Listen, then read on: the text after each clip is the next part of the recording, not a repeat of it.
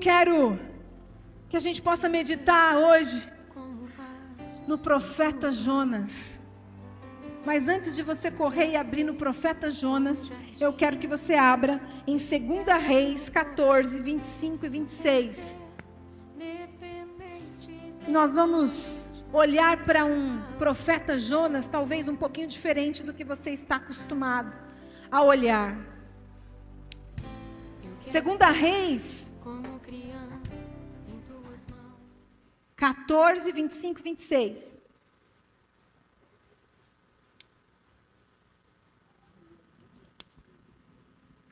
Diz assim: também este restituiu os termos de Israel, desde a entrada de Amate, é uma cidade, até o mar da planície, conforme a palavra do Senhor Deus de Israel, a qual falara pelo ministério de seu servo Jonas, filho do profeta Amitai, o qual era de Gat-Éfer. Porque viu o Senhor que a miséria de Israel era muito amarga, e que nem havia escravo nem absolvido, nem quem ajudasse a Israel. Então, o que está dizendo aqui? Bem, Jonas, ele profetizou, ele viveu, ele ministrou durante o reinado de Jeroboão II. A Bíblia conta a história de 2 Jeroboões. E no segundo Jeroboão era o Jonas, o profeta, naquele momento. E a situação do país era péssima, era caótica. Aqui a gente lê Deus se compadecendo da miséria de Israel, era amarga.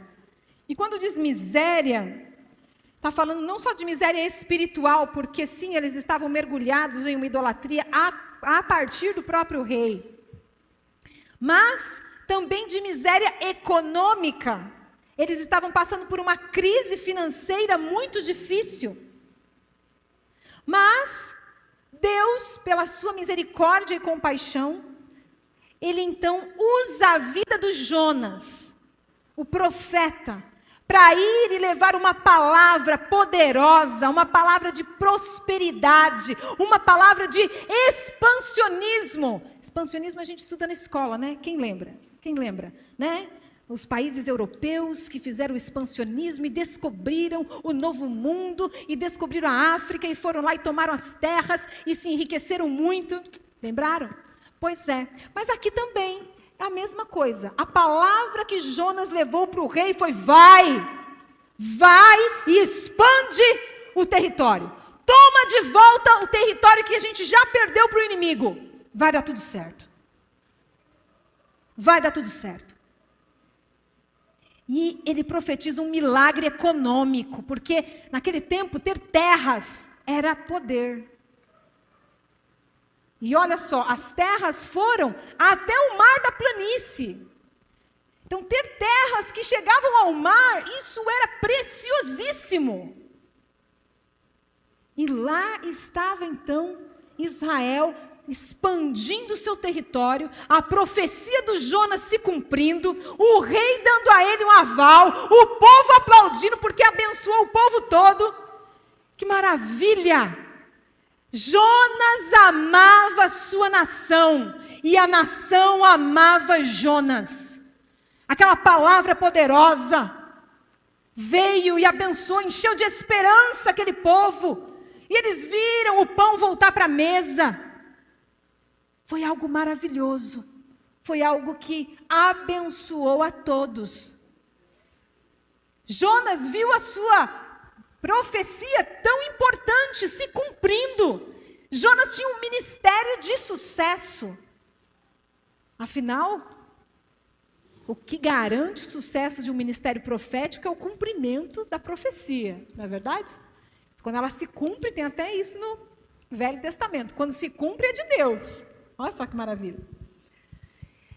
Então Jonas estava vivendo um momento ótimo no seu ministério, amado e reconhecido. Vamos pontuar essas coisas. Mas Deus fala novamente com o seu servo Jonas. E aí eu chamo você para abrir em Jonas, no capítulo 1. Deus fala novamente com Jonas. Deus dá a ele uma outra missão. E diz assim, em Jonas 1 até o 3. Levanta-te. Não, do 2, né? Ele está com o do 1.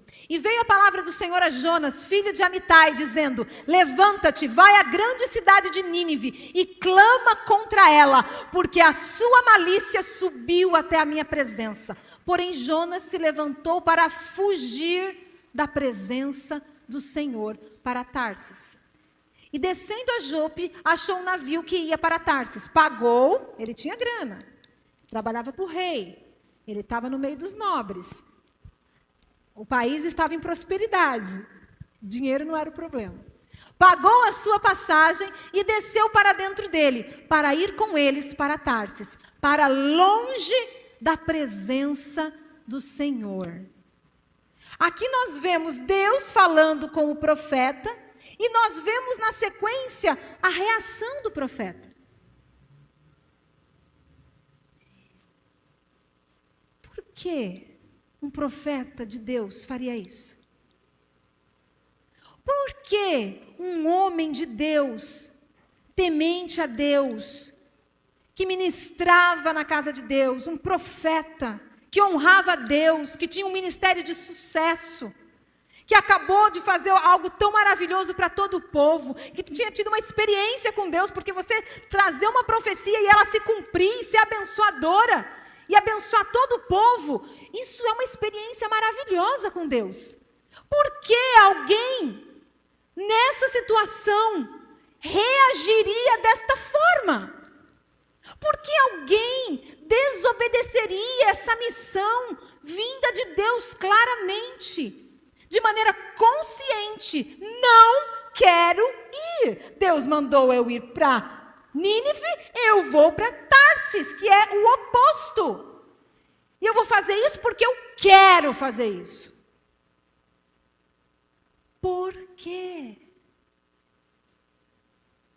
Por quê? Você já parou para pensar nisso? Aí de repente fala, sabe que ele era um desobediente. Mas nós acabamos de ver que não era bem assim. Ele era o cara. Todo mundo dava 10 para ele. Ele era um servo de Deus como eu e como você. Parece muito incoerente isso. Parece até mesmo impossível isso. Mas por quê? Porque, por exemplo, os servos de Deus que vêm à igreja todos os domingos, que levantam as mãos para adorar, que cantam a Deus, que leem a Bíblia, que oram aqui, que oram em suas casas, que às vezes ministram aqui na igreja, que tem ministérios, que falam de Jesus para outras pessoas. Por que de repente alguns desses servos de Deus caem em pecados terríveis de rebelião, caem em pecados de mentira, de adultério, de fornicação, de vícios, de prostituição, de pornografia, de egoísmo?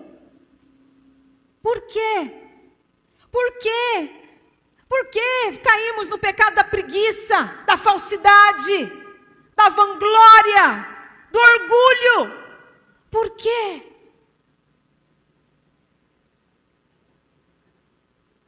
Por quê? João 14:15 diz algo que define muita coisa de quem somos. É um versículo importante para todos nós. Simples, direto, curtinho, dá para você decorar. João 14:15. Eu falei 6? Não é 15. Jesus disse: aquele que o ama, cumpre os seus mandamentos.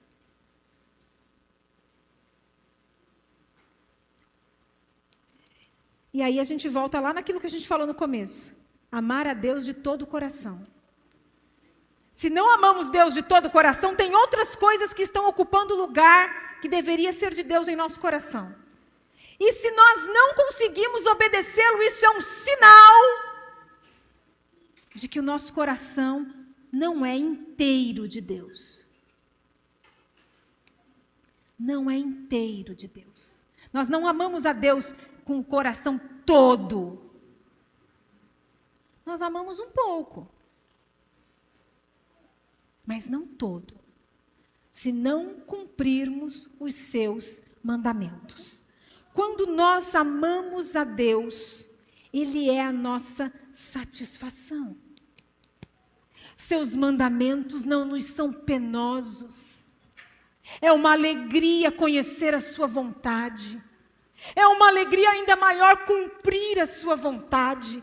Quando amamos a Deus de todo o coração, meditar em sua palavra é um privilégio, é um gosto. Quando amamos a Deus de todo o coração, levantar as mãos e cantar para Ele é uma alegria. A palavra de Deus diz assim no Salmo 16, que Ele nos traz delícias perpétuas. Só Ele. Nesse mesmo Salmo ainda diz assim, que Ele é a porção da nossa herança. Você imagina isso? Olha que coisa gostosa. Eu não preciso de mais nada, a minha parte é o Senhor. O resto não precisa. A minha porção, a minha herança, a minha parte, a que eu quero é o Senhor. Quando nós amamos a Deus de todo o coração, é assim que nós agimos e reagimos. Quando nós temos um coração dividido, como provavelmente aqui o nosso irmão Jonas tinha nesse momento, nós somos capazes de não obedecermos mandamentos claros, que nós sabemos que é contra a vontade dele.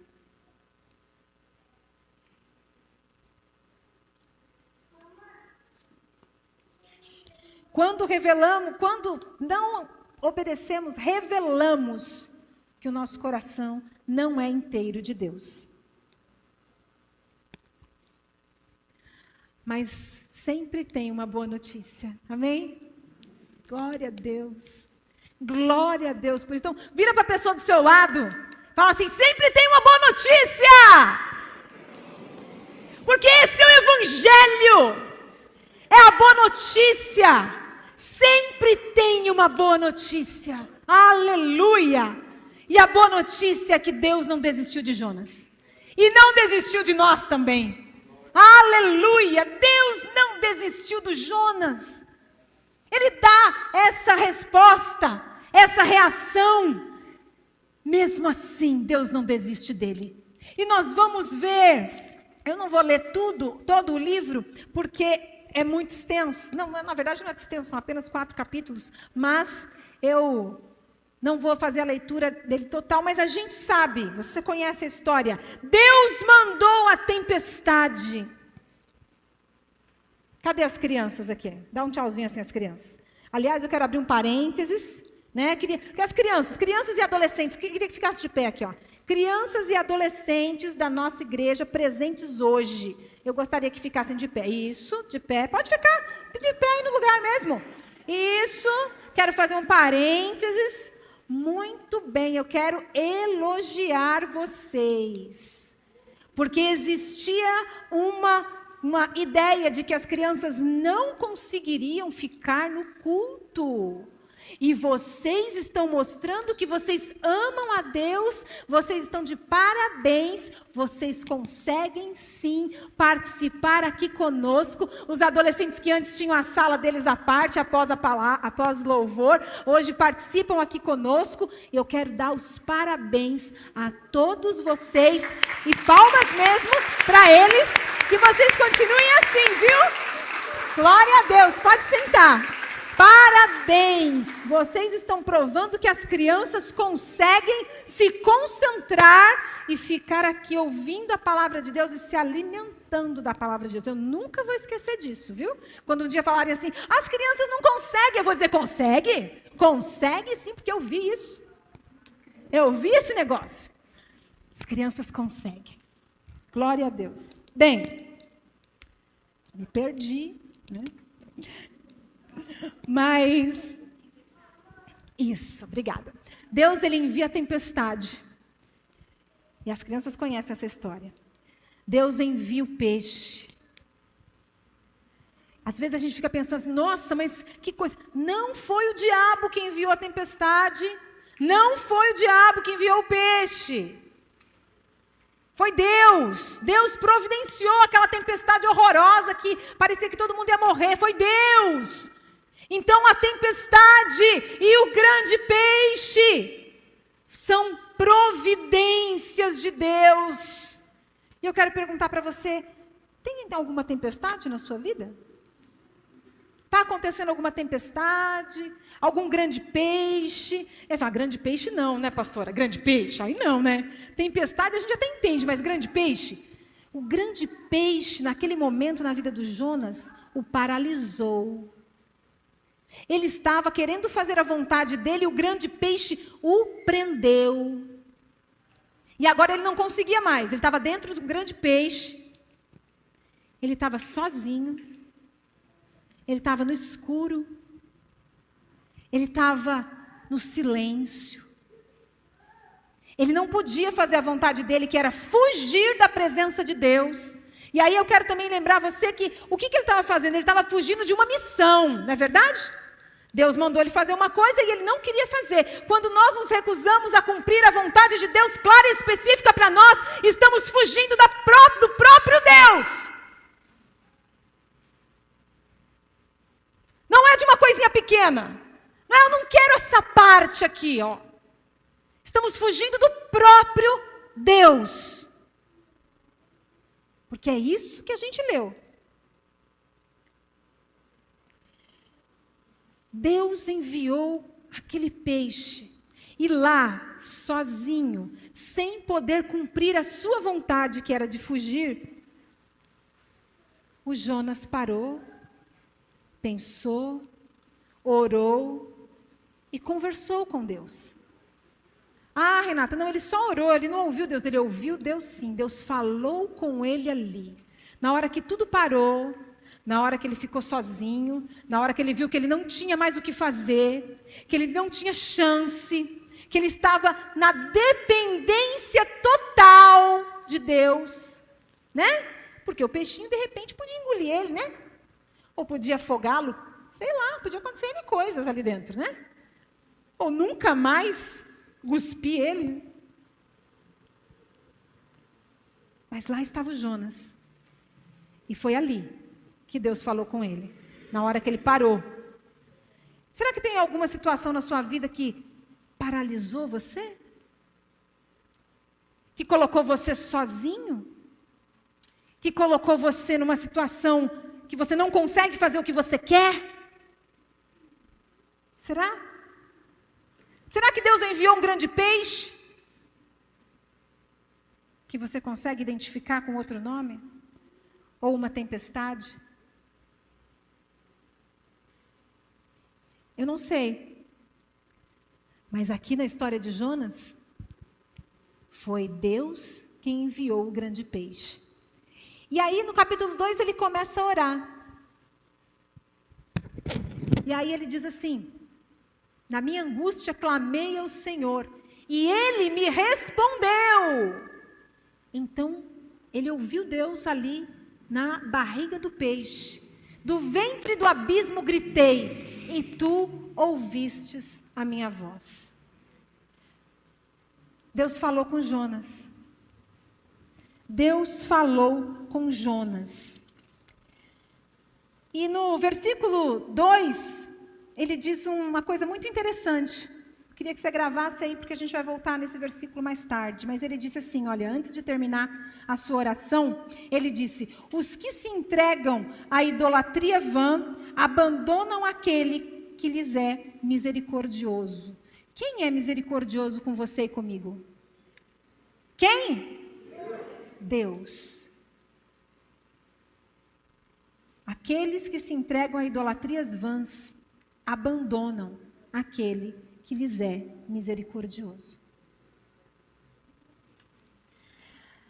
O 2:9 diz assim: mas com a voz de agradecimento eu te oferecerei sacrifícios. O que votei, pagarei. Ao Senhor pertence a salvação. Ele encerra assim a sua oração, deixando claro que ele então fez um combinado com Deus. Que provavelmente ele falou: ok, Deus, eu vou obedecer. Dessa vez vai, pode contar comigo, não vou dar mancada. O que eu estou votando, o que eu estou falando, eu vou cumprir. E aí o que acontece? Deus manda o peixe vomitar o Jonas na terra. E ele sai ileso dessa doideira de tempestade e grande peixe. Você acredita que você pode sair ileso da sua tempestade e do seu grande peixe? Aleluia! Você crê que você pode ouvir a voz de Deus no meio da sua tempestade e dentro do seu grande peixe? Glória a Deus. Porque Deus quer falar conosco quando estamos nessas situações. Desde que nós oremos. Jonas orou. Jonas era um homem de Deus. Ele era temente a Deus. Ele orou. Vamos pensar um pouquinho, trazer umas informações para a gente saber o contexto daquela situação. Então, a gente viu como que ele estava lá em Israel, né? Ó, tudo de bom na vida do Jonas. Só que, nesse mesmo momento histórico, tinha a cidade de Nínive, capital do Império Assírio. O Império Assírio, ele vinha assim, tomando vários territórios. Era como se fosse os americanos lá no Oriente Médio. Todo mundo tinha pavor. Aliás, Nínive, na cidade que hoje corresponde a Nínive, chama-se Mossul. Assistimos até um filme sobre essa cidade, falando sobre conflitos religiosos e armados lá, que acontecem até hoje. E Nínive, então, era a capital do poderoso império da Síria. Eles eram conhecidos pela crueldade. Crueldade.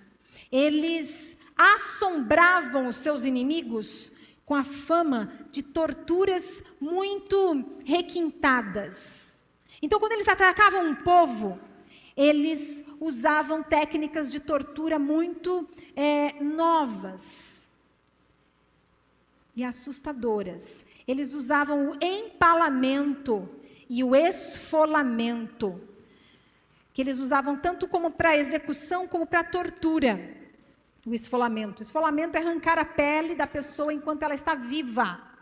Então, arranca toda a pele, né? E aí a diferença entre ser tortura ou ser uma execução é a quantidade de pele que se arranca. O empalamento era espetar a pessoa. Espetar o inimigo de baixo para cima e atravessá-lo. Alguns pelo ânus e atravessando tudo até sair na boca. E ficava lá espetado, um pau bem grande, assim, ó, a mostra de todos. A pessoa espetada e não morria rápido, não. Às vezes demorava dias para morrer. A pessoa empalada é o nome desse tipo de tortura. Então, não era só uma guerra, era uma guerra também psicológica. Os assírios estão vindo, era um negócio assim, eles tinham uma fama de maldade, de crueldade. Era um negócio feio. E eles eram poderosos, exército poderoso. E eles eram inimigos de Israel, porque eles estavam chegando.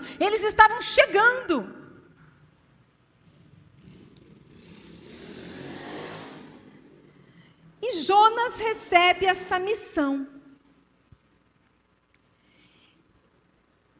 Para o Jonas ir pregar lá em Nínive era a mesma coisa que mandar um americano, né, daqueles bem nacionalistas, que ama muito, bem patriota, sabe?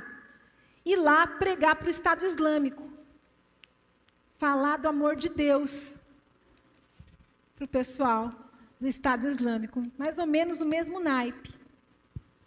A mesma condição, para a gente ter uma ideia.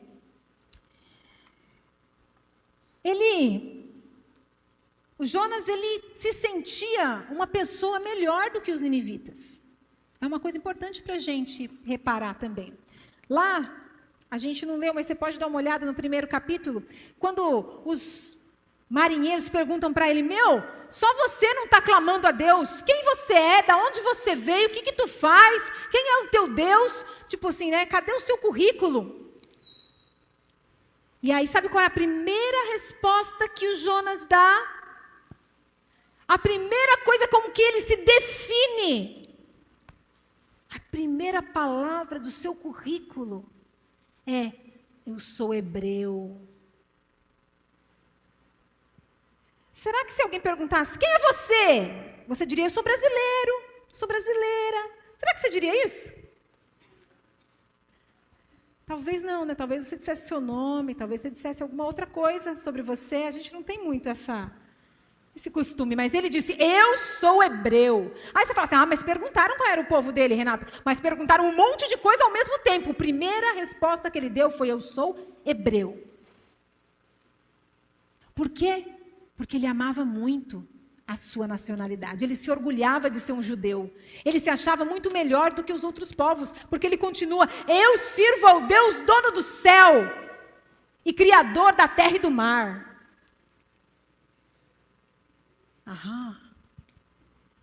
Ele se orgulhava de quem ele era. E as outras pessoas que não conheciam a Deus, ele olhava de cima para baixo. Será que a gente faz isso? Será que a gente olha para as pessoas que não conhecem a Deus também de cima para baixo? Será que a gente às vezes faz aquela oração, como Jesus mencionou? Pelo menos eu jejuo 3 vezes por semana. Eu não sou aí como este publicano. Será? Será que Jonas pensava assim? Ele amava muito a sua nação. Sabe, se os ninivitas ouvissem e acolhessem a palavra e se arrependessem, ele estava ajudando o inimigo. Olha que encruzilhada que estava o Jonas. Se ele levasse a palavra e os caras se arrependessem, ele pensou, eu estou ajudando os caras, os inimigos, os gentios que não conhecem a Deus, esse povo que não honra a Deus. Eu vou estar ajudando eles. Por outro lado, se eu levar a palavra e a palavra não se cumprir, acabou meu ministério. Eu vou lançar uma profecia que não se cumpre. E aí, como é que fica a minha credibilidade? Veja que encruzilhada estava o Jonas. Se correr, o bicho pega. Se ficar, o bicho come. Ele tinha um problema de qualquer jeito. Era assim que ele via. Foi por isso que ele fugiu. Tipo assim, se eu pregar e os caras se converter, ajudei o inimigo. O inimigo que é odiado por todo o povo. Eu fui lá e abençoei os caras. Se eu pregar e não acontecer nada, por quê? Porque depois a gente lê lá no capítulo 4 que ele fala assim, eu te conheço, Deus, o Senhor é um Deus misericordioso, um Deus bom e tal. Ele sabia quem era Deus, então ele já considerava essa possibilidade de Deus, né, se os caras se arrependerem, Deus não vai cumprir a profecia de destruir tudo. E aí a minha profecia não se cumpriu. E aí o meu ministério,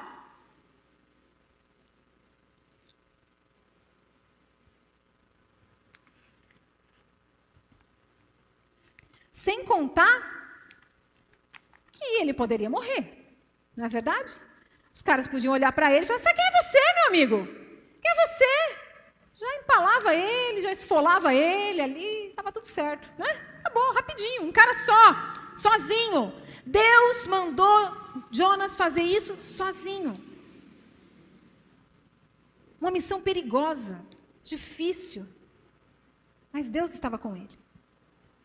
E outra coisa muito interessante é que o Jonas, ele estava lá em Nínive e no primeiro dia que ele começou a pregar, coisas já começaram a acontecer. A reação dos ninivitas.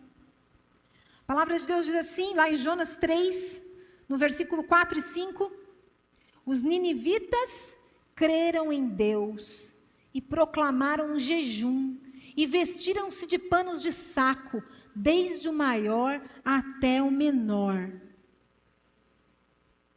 Ele começou a pregar, a notícia chegou no rei, o rei deu o decreto e falou: todo mundo vai se arrepender dos seus maus caminhos, e da crueldade, da violência. A gente vai mudar aqui esse negócio, a gente vai se arrepender. E ele ainda diz assim: quem sabe Deus, esse Deus, não olha para nós e se arrepende dessa justiça que viria sobre nós.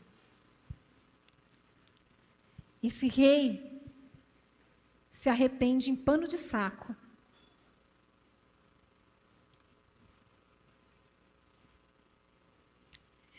E aí a gente vê a reação de Deus no versículo 10. Olha só que coisa linda. Coisa linda. Viu Deus o que fizeram, como se converteram do seu mau caminho, e Deus se arrependeu do mal que tinha dito que lhes faria, e não fez. Quantas vezes Deus já fez isso com você?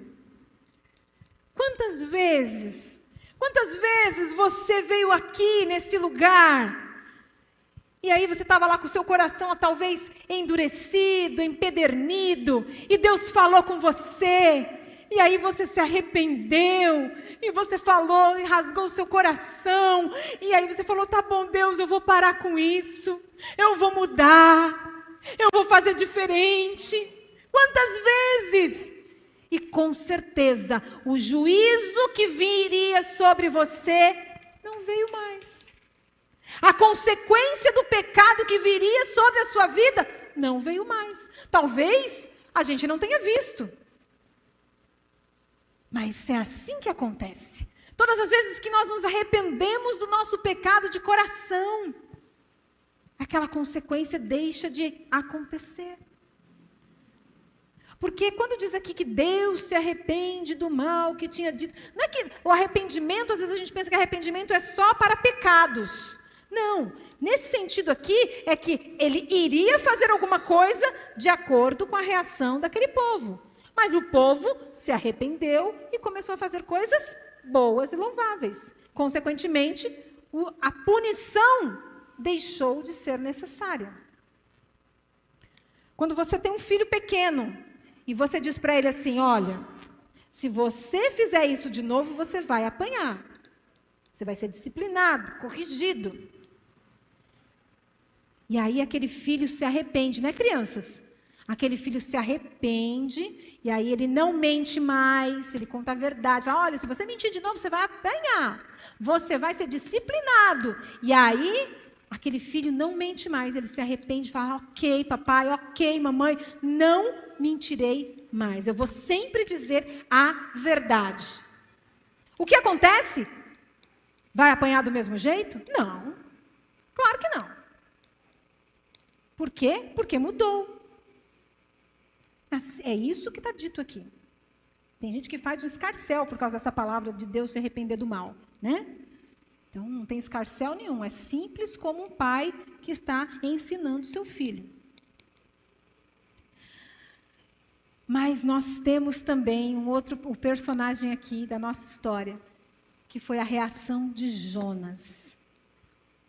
E a gente vê a sua reação no capítulo 4. Estamos finalizando para a gente entender por que um servo de Deus, que honra a Deus, que louva a Deus, que ministra na casa de Deus, resolve desobedecer a Deus voluntariamente, conscientemente. Capítulo 4 começa assim: com isso, desgostou-se Jonas extremamente e ficou irado. E orou ao Senhor e disse: ah, Senhor, não foi isso que eu disse, estando ainda na minha terra? Por isso me adiantei, fugindo para Tarsis, pois eu sabia que és Deus clemente, misericordioso, tardio em irar-se e grande em benignidade, e que te arrependes do mal. Peço-te, pois, ó Senhor, tira a minha vida, porque melhor me é morrer do que viver. Olha a reação do Jonas. Deus celebrava, contente, porque a palavra de Deus diz assim que quando um pecador se arrepende, existe o quê? Festa no céu. Então, isso é de eternidade a eternidade, ok? Então, estava uma festa no céu, aqueles 120 mil ninivitas, todos convertidos, com o coração quebrantado, arrependidos, e o Jonas irado, falando para Deus, ó Deus, eu sabia, tá vendo só? Gente, isso aqui tem um tom de discussão, de dedo em riste, né? Você consegue imaginar isso? Né? Não dá para falar esses negócios aqui assim, então, Deus, Senhor, não foi isso que eu disse. Não dá, isso aqui é um Jonas irado, porque está dito aqui em cima, extremamente irado. Ninguém fala bonzinho quando está irado, né? Já ficou irado alguma vez? Já? Tem alguém que riu. Então, o Jonas, ele estava muito irado. E ele estava irado com quem? Com Deus. Já ficou irado com Deus? É feio, né, falar que a gente ficou irado com Deus. É muito feio. Não existe ninguém de maior bondade, de maior santidade, de maior perfeição do que Deus. Então, se quando a gente fala assim, estou irado com Deus, é feio demais. Não é verdade? É muito feio, mas acontece. E aí, às vezes, a gente não fala, porque é feio. E a gente tem vergonha do nosso pecado, de estar irado contra Deus. Mas Ele está lá. E aí, porque Ele é muito feio, e a gente reconhece que é muito feio, a gente, não conta para ninguém.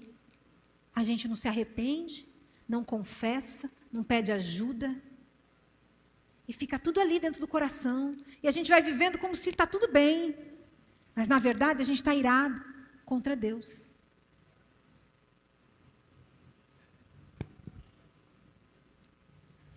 Deus dá conta da sua ira. Está irado com Deus? Chega na cara dele e fala. Como fez o Jonas aqui, ó. Chega na cara dele e fala. Depois você procura ajuda com o seu discipulador. Fala assim, olha, já falei com Deus, mas esse é o meu pecado. Porque a palavra de Deus nos ensina que a gente precisa confessar os nossos pecados uns aos outros para sermos curados. Quando a gente é curado, a gente não faz de novo. A gente é ajudado. Jonas, ele fica irado com a compaixão pelos ninivitas arrependidos. Por quê? Jonas, ele não conseguia amar o inimigo. Como Jesus nos ensinou claramente. Ele não conseguia. Ele não conseguiu ficar feliz com a conversão daqueles caras. Sabe, nós estamos aqui vivendo esse tempo de eleição. E sabe uma coisa que a gente percebe? É que a rixa entre esquerda e direita está ficando às vezes maior do que quem somos em Deus. E às vezes a gente não consegue amar o opositor. Presta atenção, gente. Presta atenção. Precisamos nos amar. Amar o inimigo. E aqui no caso nem é. É apenas alguém que pensa diferente da gente. Que acha que a metodologia de governo é diferente. E às vezes eu vejo, sabe, conversas espinhosas entre cristãos por conta do seu partidarismo. Cuidado! O que é mais importante para você? Sua convicção política ou a irmandade que você tem com essa pessoa do seu lado?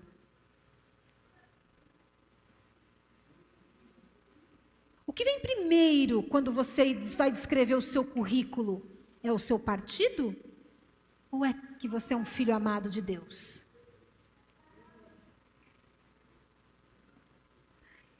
Então, não importa quem ganhe. Será que estamos dispostos a orar pela pessoa? como a palavra de Deus nos ensina? Ou será que não? O que será que, por exemplo, os opositores do Covas fariam se ele entrasse aqui para assistir um culto? O que será que os opositores do Boulos fariam se ele entrasse aqui para assistir um culto? Será que todos ficariam vibrantes, seja lá qual fosse, desse lado ou desse lado, e vão, oh, glória a Deus, vem aqui, ouve a palavra de Deus, seja bem-vindo.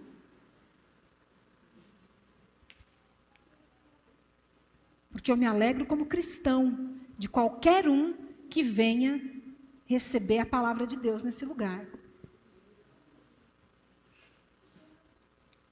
Então, o Jonas, ele amava muito a sua nação e achou que os ninivitas não mereciam a palavra de Deus.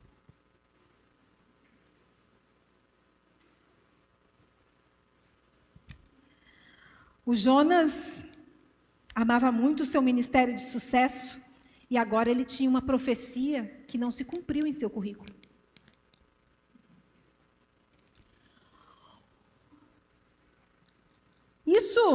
O Jonas, ele conhecia Deus, mas ele não conseguia demonstrar e aceitar a graça de Deus sendo derramada sobre os gentios.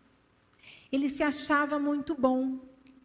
Ele era o cara, hebreu, judeu, do povo de Deus. Então nós vemos aqui um Jonas irado com Deus, porque o que Deus fez desmanchou 3 coisas importantes na vida do Jonas.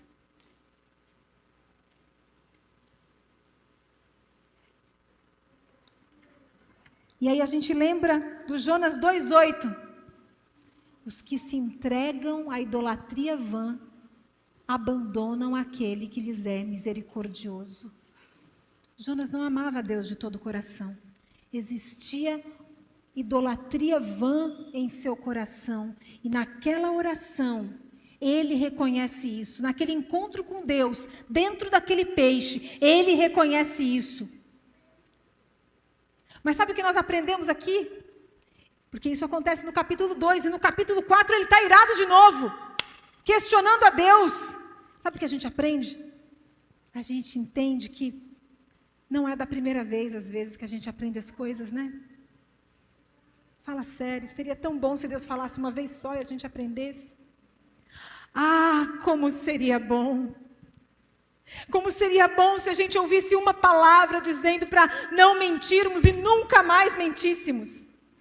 Ah, como seria bom se a gente lesse aqui que a gente não deve fazer sexo fora do casamento e não considerássemos essa possibilidade. Ah, se a gente entendesse que os nossos olhos são janelas da nossa alma e que nós não podemos olhar para qualquer coisa, como a pornografia, por exemplo.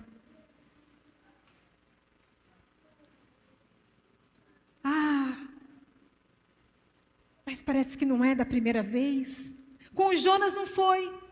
O próprio Deus foi falar com ele. Ele entendeu, olhou para o seu coração, achou idolatria vã e confessou que estava abandonando aquele que lhe era misericordioso, porque estava fugindo da presença de Deus. E no capítulo 4, quando então tudo dá errado, entre aspas, errado para quem? Para o Jonas, né? Porque para Deus estava tudo certo. Aquelas pessoas, 120.000 pessoas se converteram. Eu quero ler aqui uma definição que eu achei muito interessante do Tim Keller, no livro dele, que fala sobre falsos deuses. Diz assim: o que é um ídolo? É qualquer coisa que seja mais importante que Deus para você. Qualquer coisa que absorva seu coração e imaginação mais que Deus. Qualquer coisa que só Deus pode dar. Um falso Deus é qualquer coisa que seja tão central e essencial em sua vida, que caso você a perca, achará difícil continuar vivendo. E aí a gente lembra do Jonas falando, melhor é morrer. porque ele estava perdendo o seu prestígio, o seu ministério e a boa visão que ele tinha do seu povo. Estava ajudando o inimigo. Sabe, ídolos podem ser coisas muito boas, mas elas começam a se tornar ídolos quando elas tomam o primeiro lugar na nossa vida. Quando elas passam à frente de Deus e da sua vontade. Coisas boas. Não, nós não somos mais enganados com imagens de pau, de pedra, de ouro e de prata. Não. Mas existem pessoas e situações que às vezes passam na frente de Deus na nossa vida e dos seus propósitos. Nós podemos mencionar família, filhos, carreira.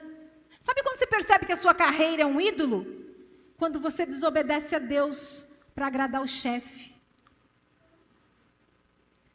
Quando você muda um documento porque ele pediu. Quando você mente. Quando você fala assim, não, olha, tudo bem, eu posso trabalhar todos os domingos na hora do culto. Não tem problema não. Ah, sabe como é, né? Trabalho, né? A gente precisa, né? Tem jeito. Conquistas. Eu preciso desse diploma para dizer quem eu sou. Aclamação da crítica, é todo mundo te aplaudindo. Aprovação das pessoas. Respeito e reconhecimento social. Ser famosinho. Relacionamento amoroso. Pode ser o cônjuge, pode ser o noivo, pode ser o namorado, a namorada, o crush.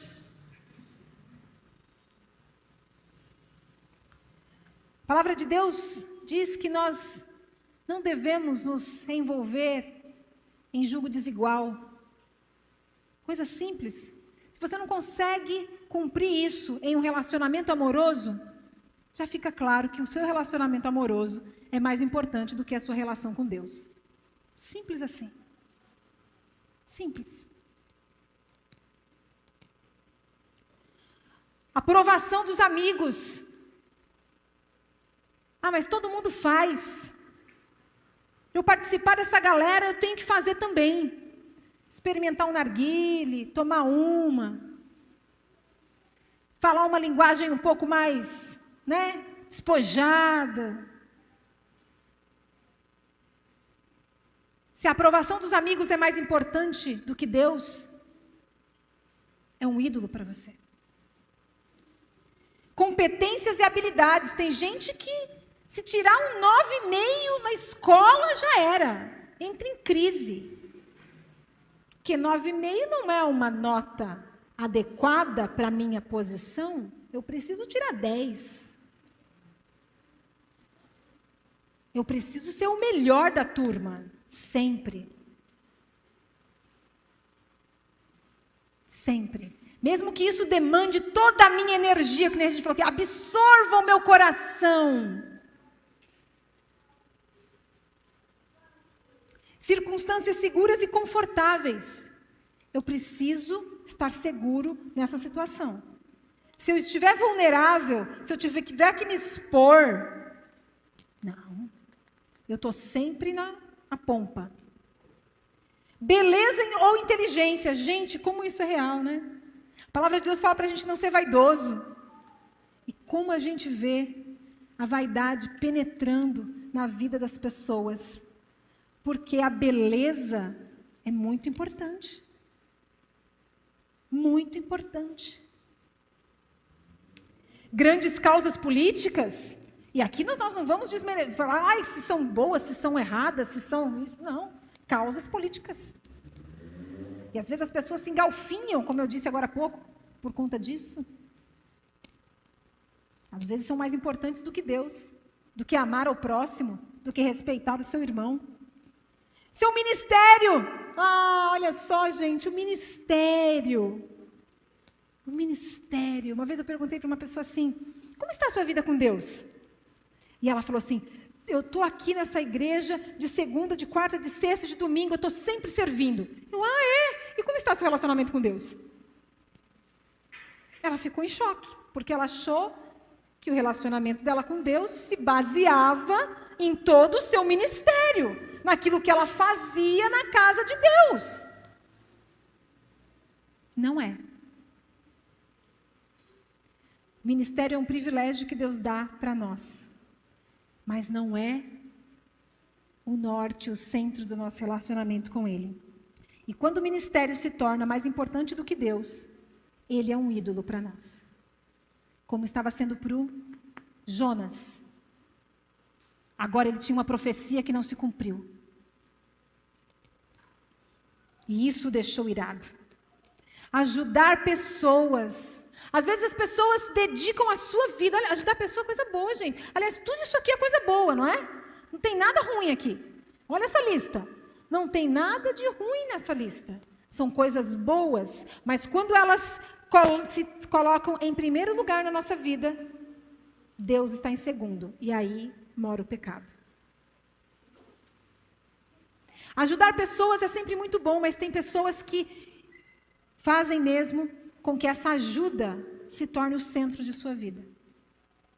Uma vez eu ouvi uma frase assim, eu achei muito interessante.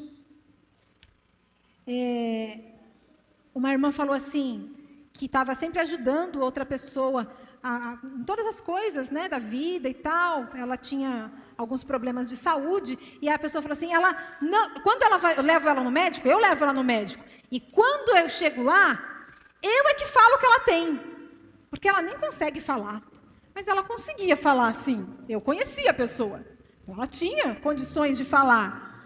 Mas a outra achava que estava ajudando. E para ajudar, ela então até falava pela outra. Na ânsia de ajudar. Quando ajudar outra pessoa é o centro da sua vida, é um ídolo. É um ídolo que precisa ser desmascarado. Mesmo que essa pessoa tenha sim necessidade de ajuda, mas se a sua vida gira em torno da ajuda que ela precisa, é um ídolo para você.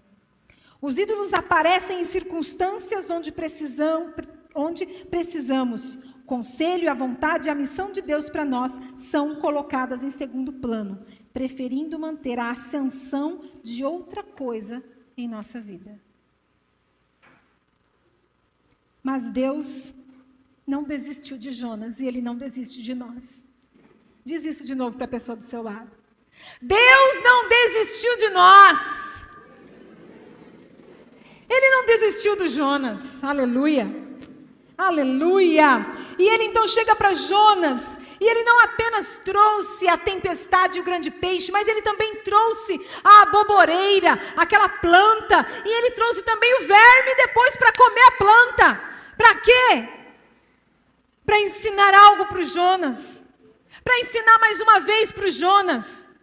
Para falar, Jonas, essa sua ira, meu filho, meu amado, minha querida, essa sua ira, ela é razoável? É razoável? Não sei se você terminou já de ler esse livro, mas o Jonas, quando Deus fala, tá tudo certo, não vou mais matar todo mundo, o Jonas sai da cidade, senta num monte e fica lá. Eu imagino ele cruzando o braço assim, ó. Tá esperando ver o que ia acontecer.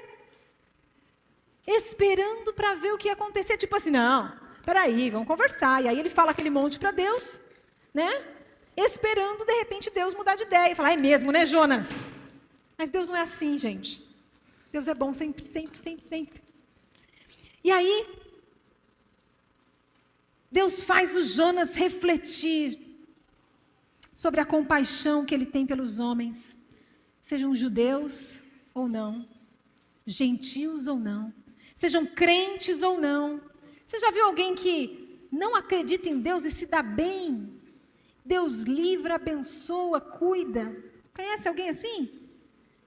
Fala assim, puxa, olha, essa pessoa é tão abençoada, mas olha, não vem para a igreja, não dá glória a Deus. Conhece alguém assim? Não, ninguém. Não conhece ninguém assim? Eu conheço. Sabe por quê? Porque Deus ama a todos. E essa benignidade dele, esse favor que ele mostra, é sim para que essas pessoas venham a conhecê-lo. Nós podemos crer que Jonas entendeu e se arrependeu daquilo que estava em seu coração. Não porque o livro diz isso, porque ele termina com a pergunta de Deus, né? Não com a resposta do Jonas. Mas nós podemos crer que ele se arrependeu e que ele entendeu o que estava em seu coração, porque de outra maneira nós não conheceríamos essa história. Quem nos contaria essa história se não fosse o próprio Jonas? Quem não teria registrado essa história falando do seu coração e da sua oração se não fosse o próprio Jonas? Desse embate, desse confronto com Deus, de chegar a ponto de dizer sobre as idolatrias vãs do coração dele. E ouvir Deus falar 2 vezes, essa sua ira, ela é razoável. Você querer morrer por causa do seu ministério é razoável. Você querer morrer por causa de pessoas é razoável. Cuidado com frases quando as pessoas dizem assim: você é tudo para mim. Uau! Como pode? Quem é seu tudo? Meu filho é tudo para mim. Não, Deus precisa ser seu tudo. O meu casamento, o meu marido, o meu emprego, a minha faculdade. Olha, se acontecer alguma coisa com tal pessoa, eu não sei o que eu faço da minha vida. Tudo acabou, eu não quero mais viver. Uau! Cuidado com frases assim. Porque se Deus tirar alguém da sua vida hoje, alguém que você ama, você vai continuar amando esse Deus?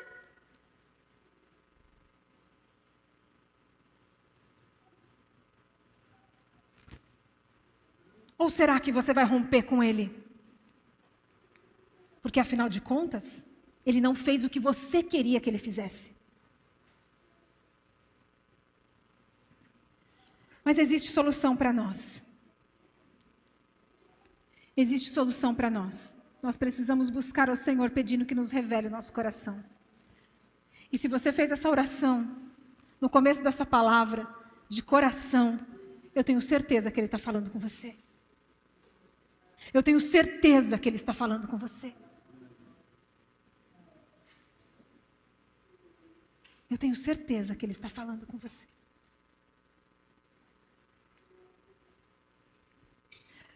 Tem gente que a sua posição e a sua sabedoria é tão importante que ela não considera jamais que possa estar errada. Então, quando ela é confrontada, ela então se ira, porque ela não pode estar errada. Ela não pode estar errada e errando. Sua posição é muito importante para ela. Outra coisa que precisamos é olhar para Cristo. Ele é o nosso mestre em tudo. Então aqui nós temos 2 coisas que eu convido você a fazer. Buscar ao Senhor, e eu gostaria de pedir que o Ministério de Louvor já pudesse subir. Buscar ao Senhor pedindo que nos revele o nosso coração. Se depois de ouvir tudo isso, você sentiu um medinho, um desconforto lá no seu coração de fazer essa oração. Depois de ouvir tudo isso, você... vai que Deus responde, né? Vai que Deus fala, né? Vai que Deus revela mesmo, né? Se você sentiu um medinho, é um sintoma de que sim, existe algo em seu coração que não é só Deus. Existe algo que está competindo com Deus em seu coração. E precisamos olhar para Cristo, que é o nosso mestre, o nosso exemplo em tudo. E aqui, olha, a gente tem esses 2 versículos que mostram como ele foi fantástico. Antes a si mesmo se esvaziou, assumindo a forma de servo, tornando-se em semelhança de homens, e reconhecido em figura humana. A si mesmo se humilhou, tornando-se obediente até a morte e morte de cruz. Ele era Deus. Ele era Deus. Ele sim era justo. Ele sim. Mas ele se esvaziou e ele foi até a morte para agradar a Deus. Em Lucas 22, 42 nós podemos ler, dizendo: Pai, se queres, passa de mim este cálice. Contudo, não se faça a minha vontade, sim a sua. Jesus, o justo, o perfeito, o que nunca pecou, o que sim tinha um coração que amava a Deus Pai inteiro, com toda a sua força, com todo o seu entendimento, com toda a sua alma e com todo o seu coração. Ele disse para Deus: não a minha vontade, mas a sua. Eu estou disposto a morrer. E aqui, se você ler esse contexto, você vai ver que ele até suou sangue, que a agonia era grande, que a oração dele foi intensa, que não foi uma decisão fácil, mas ele decidiu morrer para fazer a vontade de Deus. Esse é o nosso exemplo. Esse é o nosso Jesus. E eu quero convidar você a ficar de pé agora. Eu quero que você feche seus olhos. Eu quero desafiar você a fazer essa oração. A buscar a Deus e perguntar a Deus: Deus, sonda o meu coração. Deus, esquadrinha o meu coração. Procura, revela. Vê se tem alguma coisa mais importante do que o Senhor aqui dentro.